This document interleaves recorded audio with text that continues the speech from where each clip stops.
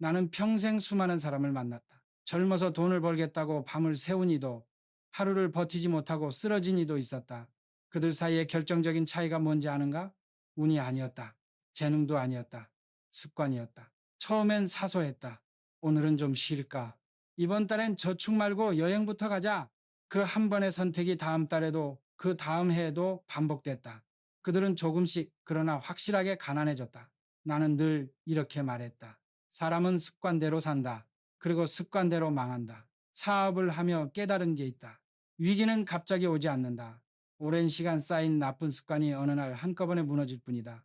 나라의 경제도 개인의 삶도 같다. 지금 한국의 성장률이 1%대로 떨어졌다고 한다. 많은 이가 불안해한다. 하지만 나는 숫자보다 사람의 습관이 더 무섭다. 낭비하는 습관, 단기 수익만 쫓는 습관, 그리고 남들이 하니까 따라가는 습관. 이 세 가지가 나라를 병들게 하고 가정을 무너뜨린다. 내가 젊을 때는 돈이 없어도 두려움이 없었다.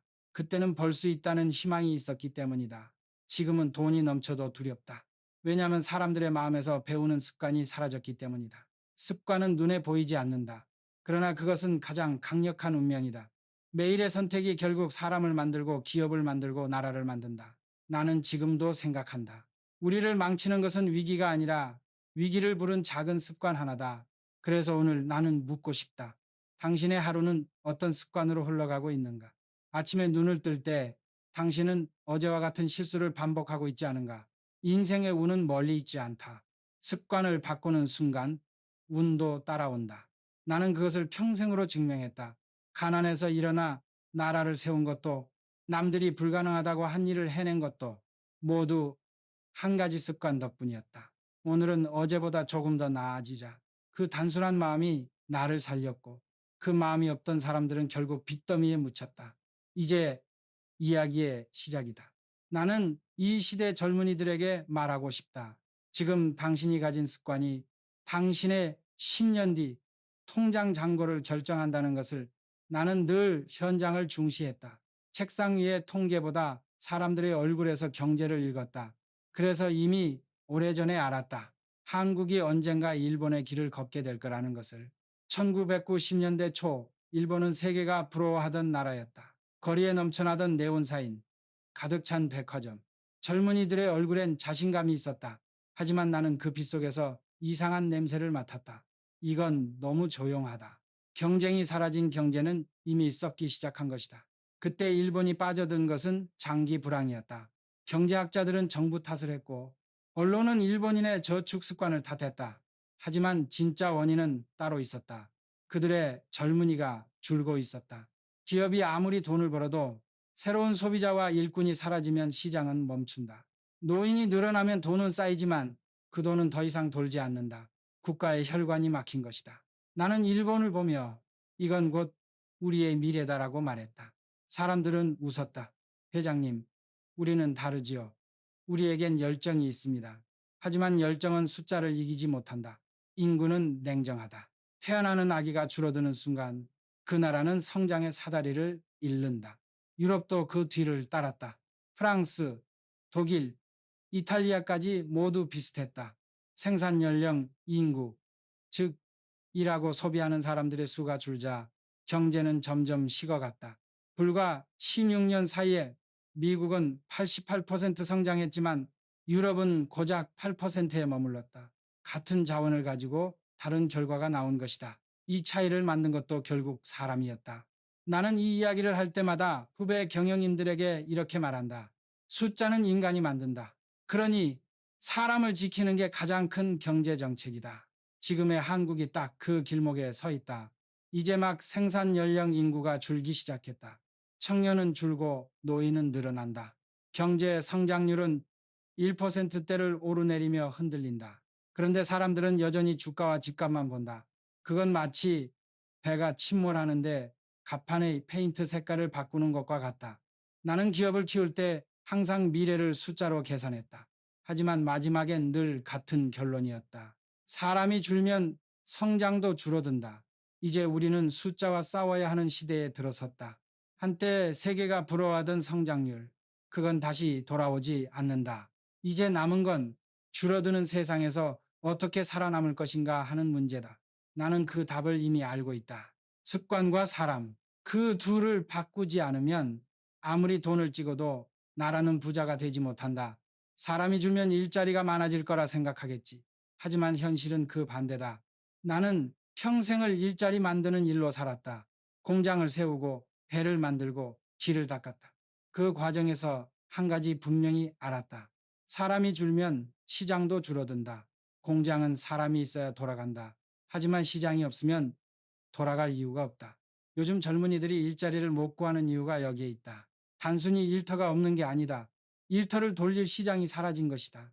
한때 나는 세계를 돌며 한국의 청년들을 데려다 공장을 세웠다. 손에는 굳은 살이 박이고 눈빛은 뜨거웠다. 그들은 돈이 아니라 희망을 벌었다. 그런데 지금은 어떤가? 좋은 일자리라 불리던 공장들이 하나둘 미국으로 동남아로 떠나가고 있다. 왜냐하면 한국의 젊은 소비자가 줄어들고 기업은 더 큰 시장을 찾아 나가기 때문이다. 젊은이가 줄면 소비가 줄고 소비가 줄면 생산이 멈춘다. 이 단순한 진리를 아무도 말하지 않는다. 모두가 기술이 대체할 것이다. AI가 새 일자리를 만든다고 말한다. 하지만 로봇은 밥을 먹지 않는다. 기계는 커피를 사 마시지 않는다. 소비하지 않는 경제는 결국 멈춘다. 나는 늘 현장에서 답을 찾았다. 한 번은 한 공장에서 신제품을 내놨는데 아무도 사지 않았다. 기술은 완벽했지만 고객이 없었다. 그때 나는 깨달았다. 일자리는 기술이 아니라 사람에게서 나온다. 한국의 청년 인구는 이제 본격적으로 줄기 시작했다. 이제부터가 진짜 시험이다. 일자리를 늘린다고 해결되지 않는다. 일자리를 돌릴 사람을 다시 세워야 한다. 그게 교육이든 복지든 새로운 산업이든 결국은 사람의 문제다. 나는 기업가로서 늘 사람을 먼저 봤다. 그래서 사람을 잃은 사회가 얼마나 빨리 무너지는지도 보았다. 지금 우리는 그 길로 가고 있다. 청년은 줄고 노인은 늘어나고 기업은 국내 대신 해외를 본다. 이런 구조에서 일자리만 늘리겠다는 건 모래 위에 집을 짓는 것과 같다. 나는 지금이라도 말하고 싶다. 사람이 떠나면 나라가 비고 청년이 사라지면 미래가 멈춘다. 그게 내가 평생 본 현장의 진실이다. 기계가 아닌 사람이 경제의 엔진이다. 우리가 사람을 잃으면 그 어떤 기술도 나라를 구하지 못한다. 나는 돈을 두려워하지 않았다. 하지만 돈의 가치가 사라지는 건 두려웠다. 그게 바로 인플레이션이다. 눈에 보이지 않지만 사람들의 삶을 조금씩 갉아먹는다. 그래서 나는 늘 이렇게 말했다. 물가는 오르지만 마음이 오르면 그건 인플레이션이 아니다. 하지만 월급이 멈추고 물가만 오르면 그건 조용한 도둑이다. 사람들은 돈이 많아지면 부자가 된다고 생각한다. 그러나 진짜 부자는 가치를 지키는 사람이다. 인플레이션은 바로 그 가치를 훔쳐간다. 오늘 번 돈이 내일이면 절반의 힘밖에 없어진다. 그런데도 사람들은 그것을 체감하지 못한다. 왜냐하면 도둑은 밤에 오기 때문이다. 나는 1970년대 오일 쇼크를 겪었다. 기름값이 오르자 모든 게 흔들렸다. 사람들은 언제쯤 다시 내릴까요? 라 물었다. 나는 그들에게 이렇게 답했다. 내리지 않는다. 세상은 한 번 오른 가격을 절대 잊지 않는다. 그게 인플레이션의 무서움이다. 한 번 오르면 다시는 돌아오지 않는다. 요즘 사람들은 이렇게 말한다. AI가 있으니 걱정 없다. 로봇이 일하니까 괜찮다. 하지만 로봇은 빵을 사지 않는다. 기계는 커피를 마시지 않는다. 소비가 줄면 돈의 순환도 멈춘다. 결국 인플레이션은 기술이 아닌 사람의 문제다. 더 큰 문제는 돈을 찍는 손이 멈추지 않는다는 것이다. 세계 각국이 위기를 넘기기 위해 돈을 쏟아붓는다. 그 순간 사람들은 잠시 안심하지만 그 다음 날부터는 그 돈의 가치가 서서히 녹기 시작한다. 나는 그것을 수없이 봐왔다. 위기 때마다 풀린 돈은 결국 사람들의 주머니를 비운다. 지금의 인플레이션은 그 대가다. 우리나라 원화의 가치는 이미 흔들리고 있다. 달러는 강해지고 물가는 오르며 노인의 통장 잔고는 점점 가벼워진다. 젊은 세대는 월급이 오르지 않는데 커피 한 잔, 전셋값, 세금까지 다 오른다. 이건 단순한 숫자가 아니다. 삶의 균형이 무너지는 신호다. 나는 젊은 시절 벽돌 한 장의 값도 기억했다. 그 값이 오르면 나는 공장 설계를 바꿨다. 비용이 아니라 리스크를 줄이는 습관이었다. 지금 사람들에게 필요한 것도 그 습관이다. 돈의 액수가 아니라 가치의 움직임을 보는 눈. 인플레이션은 절대 한 번에 오지 않는다. 조용히 그리고 꾸준히 삶을 잠식한다.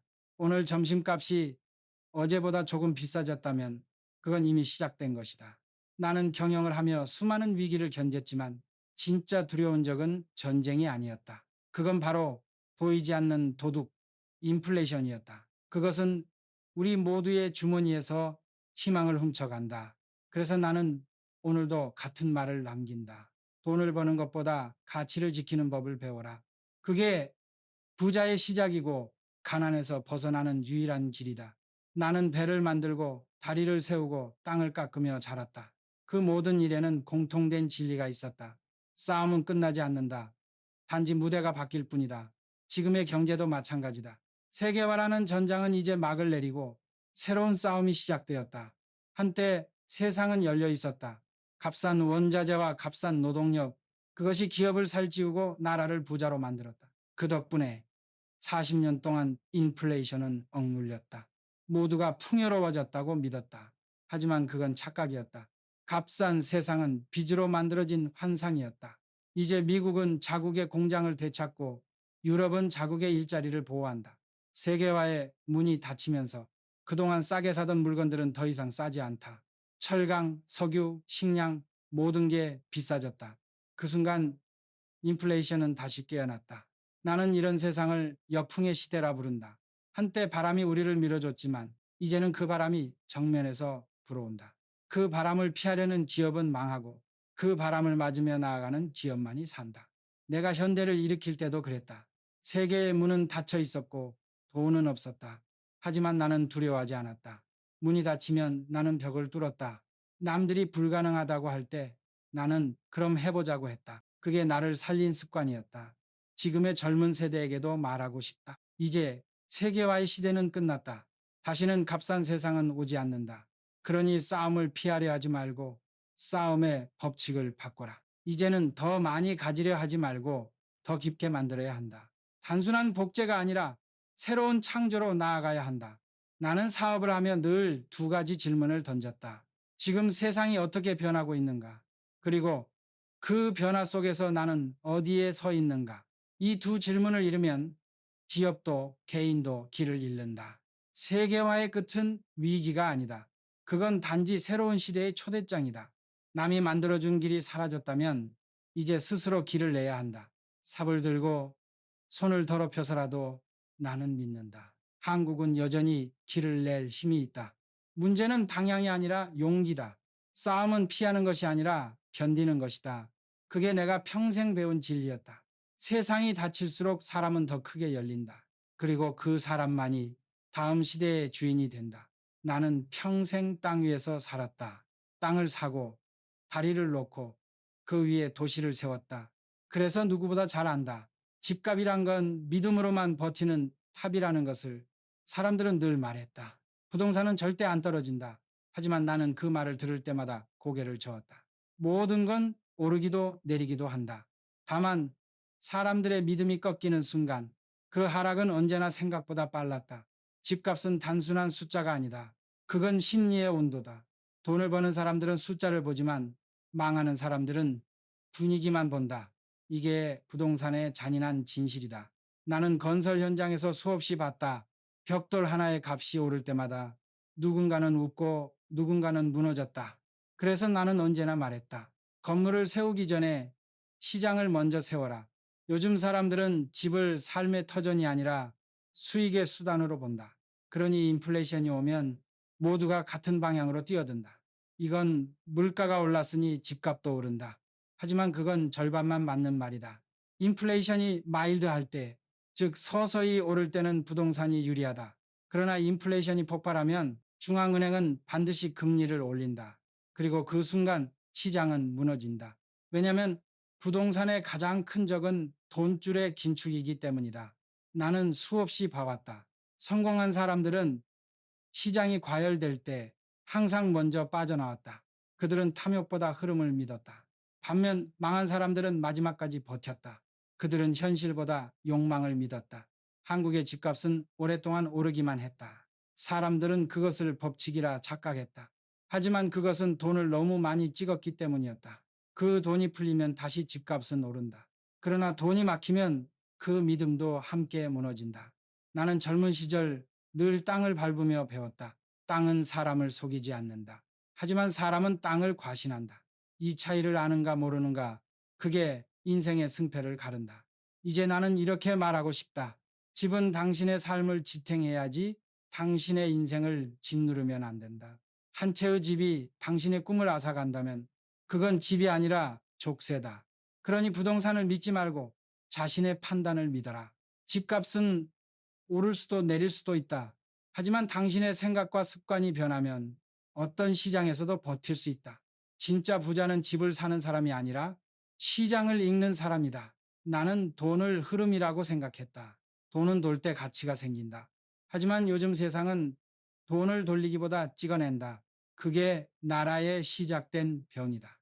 정부가 위기를 만날 때마다 하는 일, 언제나 같다. 돈을 찍는다. 그 순간 시장은 잠시 숨을 돌리지만 곧 더 큰 고통이 찾아온다. 왜냐하면 그 돈은 결국 국민의 빚으로 바뀌기 때문이다. 나는 젊은 시절 은행 문턱이 높았던 시대를 살았다. 빌릴 돈이 없어도 사람들은 일하고 저축했다. 그때의 부는 느렸지만 단단했다. 이제는 다르다. 은행은 돈을 찍은 나라의 명령에 따라 돈을 마구 쏟아낸다. 그리고 그 돈은 부자에게 흘러간다. 가난한 사람은 그 흐름에 타지 못한다. 이게 지금 우리가 사는 세상의 모순이다. 중앙은행이 돈을 풀면 주가와 집값이 먼저 오른다. 하지만 월급은 그대로다. 결국 청년은 더 비싼 세상에서 같은 돈으로 살아야 한다. 부자는 자산으로, 가난한 사람은 빚으로 살아간다. 나는 이 구조를 오래전부터 두려워했다. 돈의 가치는 줄고 돈의 욕망만 커진 사회. 그건 반드시 폭발한다. 한때 일본이 그랬고 지금의 세계가 그렇다. 지금 젊은 세대는 태어나면서부터 빚을 짊어진다. 국가의 부채, 부모의 대출, 그리고 자신의 학자금까지 모든 빚의 끝에는 한 가지 공통점이 있다. 미래에서 끌어다 쓴다. 이건 마치 내일의 햇살을 오늘 다 써버리는 것과 같다. 그 다음 날은 어두워질 수밖에 없다. 나는 공장을 세울 때마다 항상 부채라는 단어를 경계했다. 빌린 돈은 도구일 뿐 버팀목이 아니다. 돈을 너무 쉽게 빌리면 그날부터 생각이 게을러진다. 그리고 게으른 생각은 반드시 손해를 만든다. 요즘 사람들은 이렇게 말한다. 정부가 돈을 찍으니 괜찮아요. 하지만 나는 단호히 말한다. 나라가 돈을 찍으면 국민은 반드시 빚을 진다. 그 돈은 결국 세금으로, 물가로, 그리고 기회로 갚게 된다. 한 나라의 부는 인쇄기로 만들어지지 않는다. 땀으로 만들어진다. 나는 그 단순한 진리를 믿었다. 그래서 내 공장의 첫 번째 원칙은 늘 같았다. 돈보다 아이디어를 찍어라. 지금의 세상은 돈이 너무 많고 생각이 너무 적다. 이게 바로 진짜 위기다. 나는 후배들에게 이렇게 말하고 싶다. 돈을 찍는 건 나라의 일이다. 하지만 빚을 갚는 건 국민의 일이다. 이 단순한 문장을 읽는 순간 우리는 모두 가난해진다. 나는 요즘 젊은이들을 보면 마음이 무겁다. 열심히 살아가는데도 왜 그토록 지쳐 있는가? 그들은 일하고 공부하고 투자까지 한다. 그런데도 통장은 비어 있다. 그 이유는 단순하다. 잘못된 행동 습관 때문이다. 나는 평생 수천 명의 청년을 보았다. 그중 성공한 사람은 많지 않았다. 그들이 모두 게을러서가 아니었다. 대부분은 방향이 틀렸을 뿐이다.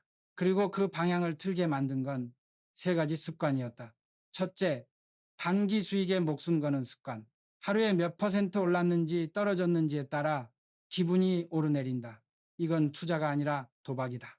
돈은 기다림의 보상을 좋아한다. 하지만 요즘 세대는 기다림을 죄악처럼 여긴다. 빨리 벌려는 마음이 결국 자신을 무너뜨린다. 나는 늘 말했다. 돈은 속도를 싫어한다. 방향을 좋아한다.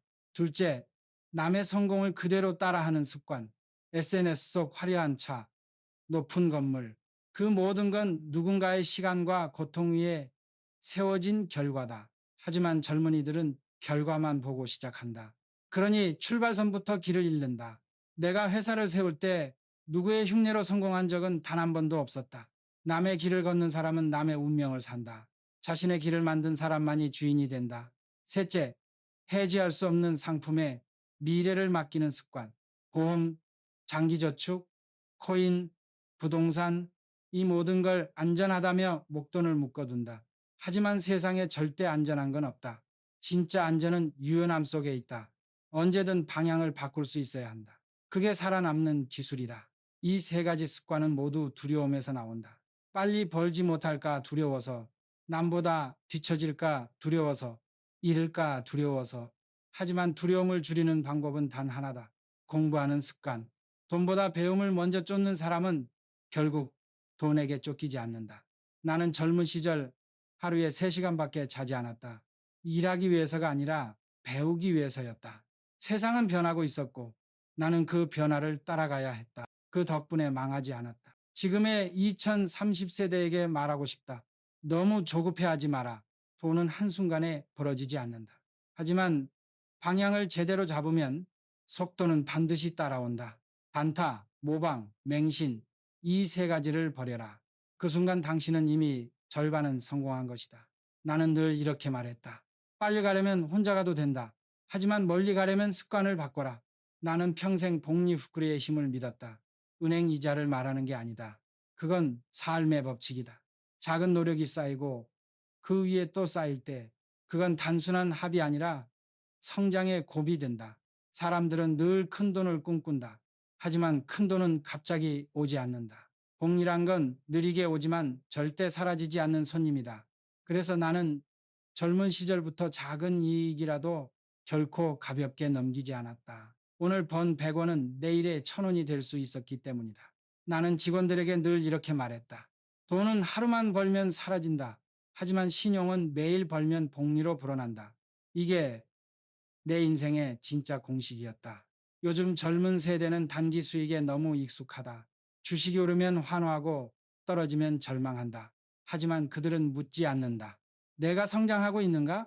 진짜 부자는 돈이 아니라 자신의 성장 속도를 본다. 시간이 나의 편이 되면 세상은 언제나 이긴다. 나는 한 평짜리 사무실에서 회사를 시작했다. 첫 달 매출은커녕 적자였다. 그런데 매일 조금씩 나아졌다. 그게 복리였다. 작은 개선이 쌓이고 그 개선이 또 새로운 결과를 낳았다. 10년이 지나자 불가능했던 일이 가능해졌다. 그게 바로 복리의 기적이다. 사람들은 돈을 잃을까 두려워하지만 복리를 잃는 게 더 무섭다. 복리는 신뢰에서 시작된다. 오늘의 나를 믿고 내일의 나를 더 낫게 만드는 믿음. 그게 쌓이면 언젠가 눈앞의 결과로 돌아온다. 복리의 가장 큰 적은 조급함이다. 조급한 사람은 씨를 뿌리자마자 땅을 판다. 왜 아직 싹이 안 났지? 그러다 결국 뿌리까지 망가뜨린다. 세상 모든 성장은 보이지 않는 곳에서 자란다. 그걸 기다릴 줄 아는 사람만이 부자가 된다. 나는 매년 이익보다 시간을 계산했다. 올해 나의 판단이 작년보다 깊어졌는가? 사람을 더 잘 이해하게 되었는가? 그게 나의 복리였다. 그 덕분에 위기가 와도 무너지지 않았다. 돈은 잃어도 배움은 내 안에 남았기 때문이다. 지금도 많은 이들이 묻는다. 회장님, 어떻게 그렇게 큰 회사를 만들 수 있었습니까? 나는 웃으며 대답한다. 복리를 믿었기 때문이요. 복리를 모르는 사람은 늘 오늘에 울고 내일에 흔들린다. 하지만 복리를 아는 사람은 천천히 가도 결코 뒤처지지 않는다. 돈은 숫자로 불어나지만 부는 시간으로 자란다. 이 단순한 진리를 이해한 사람, 그가 진짜 부자다. 나는 수많은 직장인들이 은퇴하던 날을 보았다. 그들의 표정에는 두 가지 감정이 섞여 있었다. 자유와 불안. 한쪽 손엔 퇴직금 봉투가, 다른 손엔 막연한 두려움이 있었다. 그때마다 나는 마음속으로 이렇게 말했다. 이제부터 진짜 싸움이 시작되는구나. 많은 사람들이 평생 일하며 모은 퇴직금을 인생 한 방에 걸어버린다. 주식, 코인, 상가, 부동산, 그리고 주변의 달콤한 말들.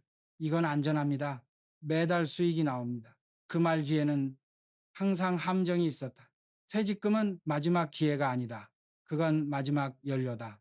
그 돈은 당신의 남은 시간을 버티게 하는 연료여야 한다. 그런데 많은 이들이 그 연료를 불태워버린다. 한순간의 수익을 위해 평생의 안정성을 내던진다. 그건 도박이다. 나는 평생 수많은 실패를 봤지만 가장 비극적인 실패는 늦은 나이에 당한 실패였다.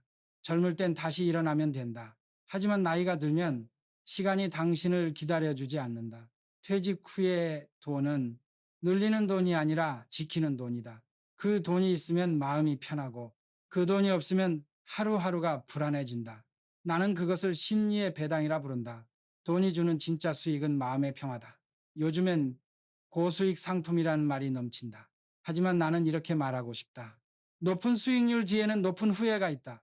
퇴직금을 굴려서 부자가 된 사람보다 지켜서 평안한 사람을 더 많이 봤다. 내가 젊었을 때 한 어르신이 내게 말했다. 정 사장, 씨앗을 다 먹어버리면 내일은 없다. 그 말의 의미를 나는 뒤늦게 깨달았다. 퇴직금은 씨앗이다. 그걸 심고 천천히 거둬야 한다. 그걸 한 번에 써버리면 다시는 열매를 얻지 못한다. 노년의 가장 큰 착각은 이제 늦었으니 한 번은 걸어봐야 한다는 생각이다. 하지만 그건 마지막 다리를 스스로 끊는 일이다. 돈은 당신을 지탱해야지. 시험에서는 안 된다. 나는 이렇게 말하고 싶다. 퇴직금은 투자보다 설계가 먼저다. 어떻게 쓰고 어디에 두고 어떤 삶을 살 것인지 먼저 정해야 한다. 그게 바로 노후의 진짜 부자 습관이다. 마지막으로 하나만 기억하라. 늦은 도전보다 현명한 멈춤이 더 큰 용기다. 즐경계의 그 멈춤이 당신의 노년을 지켜줄 것이다. 나는 언제나 위기를 전제로 사업을 했다. 세상은 언제나 변하고 변할 때마다 누군가는 무너진다. 그 무너지는 이유는 단 하나. 모든 걸 한 바구니에 담았기 때문이다.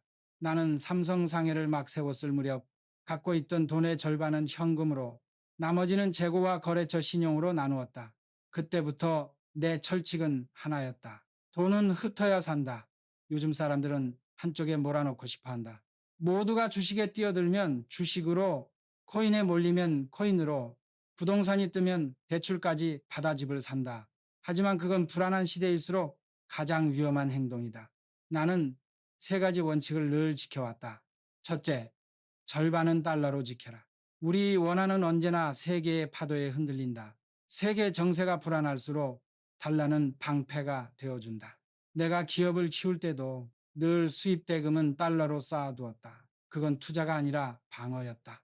둘째, 10%는 금으로 묶어라. 금은 인간의 역사보다 오래된 신뢰다. 은행이 무너져도 통화가 바뀌어도 금은 가치를 잃지 않는다. 나는 위기의 시대마다 금값이 뛰어오르는 걸 직접 봤다. 세상은 종이돈을 믿지만 진짜 부자들은 금의 무게를 믿는다. 셋째, 나머지는 균형으로 채워라. 주식, 부동산, 현금, 원자재. 그 비중은 상황마다 달라져야 한다. 그러나 한 가지 원칙만은 지켜라. 어떤 상황에서도 모든 자산이 같은 방향으로 움직이면 안 된다. 서로 반대 방향으로 움직이게 만들어야 폭풍이 와도 배가 뒤집히지 않는다. 나는 이것을 생태계의 법칙이라 불렀다. 하나의 종만 있는 숲은 병에 약하다. 그러나 다양한 종이 섞여 있으면 그 숲은 살아남는다. 자산도 마찬가지다. 종의 다양성, 그것이 진짜 안전망이다. 요즘 사람들은 비트코인, AI, ETF 같은 단어에 열광한다. 그러나 나는 그들에게 묻고 싶다. 당신의 포트폴리오는 균형을 이루고 있는가? 하나의 파도에 올인한 사람은 한 번의 파도로 인생이 끝난다. 나는 늘 이런 말을 남겼다. 자산은 배와 같다. 너무 무거우면 가라앉고 너무 가벼우면 뒤집힌다. 균형을 맞출 줄 아는 선장만이 항해를 마칠 수 있다. 세상은 다시 불확실해졌다. 그러나 균형을 아는 자는 폭풍 속에서도 웃는다. 그 웃음이 바로 진짜 부의 미소다. 나는 평생 집을 짓는 사람으로 살았다. 그러나 아이러니하게도 나는 집에 집착하지 않았다. 건물은 지을수록 낡고 땅은 팔수록 비워진다. 하지만 사람과 기업은 키울수록 커진다. 진짜 부자는 벽돌이 아니라 흐름을 산다. 요즘 한국 사회를 보면 모든 세대가 부동산에 묶여 있다. 돈이 생기면 건물을 사고, 대출이 되면 전세를 끼고, 심지어 없는 돈도 빌려서 투자한다. 그런데 아무도 묻지 않는다. 그 건물이 나를 먹여 살릴 수 있을까? 다르고 내가 젊었을 때 땅 한 평이 귀했다. 하지만 나는 늘 이렇게 말했다. 땅은 사람보다 느리다. 세상은 기술로 움직이고 기술은 사람의 머리에서 나온다. 벽돌보다 빠른 건 아이디어다. 지금의 세상은 속도가 돈이다. 그런데도 사람들은 여전히 움직이지 않는 벽돌에 인생을 묶어둔다. 나는 부동산을 좋아하지 않았던 이유가 있다. 그건 사람을 게으르게 만든다. 한 번 사두면 그다음부터 생각이 멈춘다. 이제 괜찮겠지. 그 생각이 가장 위험하다. 부동산은 오르는 동안에는 신이지만 내릴 땐 악마다. 나는 직원들에게 늘 말했다. 사람이 만든 건 사람을 무너뜨린다. 하지만 사람이 만든 아이디어는 세상을 바꾼다. 삼성이 커질 수 있었던 이유는 벽돌이 아니라 사람에 투자했기 때문이었다. 나는 공장보다 연구소를 먼저 지었다. 건물은 몇 년이면 낡지만 지식은 세대를 넘는다. 부동산은 안정을 준다고 착각하지만 실은 정체를 준다. 집값이 오르면 마음이 편해지는 게 아니라 다른 기회를 놓치게 된다. 나는 그걸 수없이 봤다. 건물을 늘릴수록 사람은 줄어들고 임대료에 의존할수록 생각은 멈췄다. 진짜 부자는 집값이 아니라 시간의 가치를 계산한다. 벽돌은 쌓을수록 무겁지만 지식은 쌓을수록 가벼워진다. 이 세상에서 가장 비싼 부동산은 자신의 머릿속이다. 그곳에 무엇을 짓느냐에 따라 당신의 운명이 달라진다. 나는 이렇게 말했다. 부동산을 사기 전에 먼저 자기 자신에게 투자하라. 자기 안에 공장을 짓고 그곳에서 아이디어를 생산하라. 그게 진짜 자산이다. 벽돌은 무너져도 지식은 남는다. 그래서 나는 말한다. 진짜 부자는 벽돌을 사지 않는다. 생각을 산다.